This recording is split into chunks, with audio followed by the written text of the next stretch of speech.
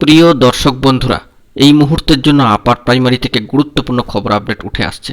Urgent news.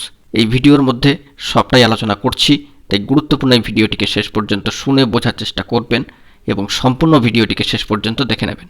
যে সমস্ত বন্ধুরা চ্যানেলটি সাবস্ক্রাইব করেননি, সাবস্ক্রাইব করে নিয়ে সঙ্গে থাকবেন। বন্ধুরা, আজকের দিনে দাঁড়িয়ে যে গুরুত্বপূর্ণ খবরটি উঠে আসছে যে আপার প্রাইমারি শিক্ষক নিয়োগ প্রক্রিয়া সংক্রান্ত অত্যন্ত গুরুত্বপূর্ণ মামলা ম্যাট 638 এর গতি প্রকৃতি কোন দিকে যাচ্ছে তা নিয়ে কিন্তু বিস্ময়ের শেষ নেই।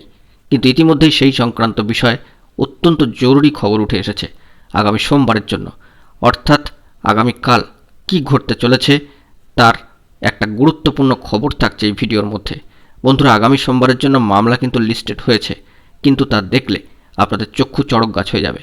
অত্যন্ত বড় খবর এবং সরাসরি মহামান্য কলকাতা হাইকোর্টের অ্যাপিলিয়েটেড সাইটের যে ডেলি কজ লিস্ট তাতে প্রবেশ করে আমরা সম্পূর্ণ বিষয়টিকে দেখে নেব। দেখুন, অনস্ক্রিনে বিষয়টি দেখতে পাচ্ছেন।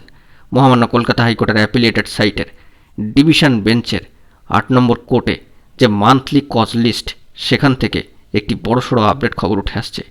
সম্মানীয় বিচারপতি সৌমেন সেন মহাশয় এবং সম্মানীয় বিচারপতি উদয় কুমার মহাশয়ের এজলাস, সেখানে একাধিক মামলা কিন্তু লিস্টেড হয়ে গিয়েছে সোমবার দিনের জন্য। মান্থলি কজ লিস্টে সেই সোমবার অর্থাৎ 9 অক্টোবর 2023-এর জন্য রয়েছে আপার প্রাইমারি শিক্ষক নিয়োগ সংক্রান্ত গুরুত্বপূর্ণ মামলা। এটিও কিন্তু লিস্টেড হয়েছে। বন্ধুরা, যে বিষয়টি উঠে আসছে যে ম্যাট 638 অফ 2021 এই গুরুত্বপূর্ণ কেসটি কিন্তু নেক্সট হিয়ারিং ডেট রয়েছে 9 অক্টোবর 2023 এবং কেসের যে স্টেজ অর্থাৎ স্টেজ অফ কেস সেটি কিন্তু ফর হিয়ারিংয়ের জন্য রয়েছে।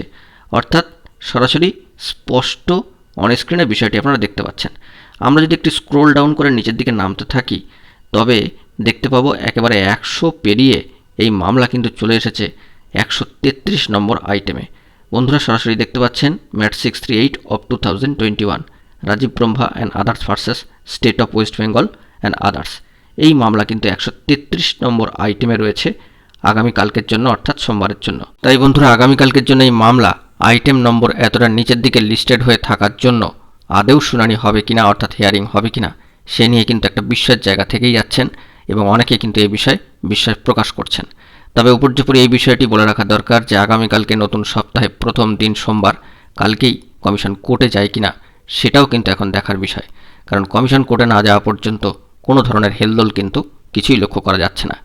যদি এই প্রক্রিয়াগুলি আগে হতো, কমিশন আরও আগে কেসটি মেনশন করাতো, তবে হয়তো পুজোর আগেই একটা বড় সুখবর চলে আসতো। তবে আমাদেরকে আশা রাখতেই হচ্ছে আগামীকালকের জন্য যে কমিশন কোর্টে গিয়ে কেসটিকে মেনশন করায় কিনা এবং যাবতীয় বিষয়াদি তুলে ধরে কিনা। দেখা যাক পরবর্তী ক্ষেত্রে কি খবর আপডেট উঠে আসে। তবে যোগ্য বঞ্চিত ইন্টারভিউ প্রার্থীরা ইতিমধ্যেই হুঁশিয়ারি দিয়ে রেখেছেন তারা কিন্তু আবারও নতুন আগামী সপ্তাহে পথে নামার জন্য চূড়ান্তভাবে প্রস্তুত। কমিশনের কার্যক্রমের উপরেই কিন্তু তাদের যাবতীয় বিষয়গুলি নির্ভর করবে।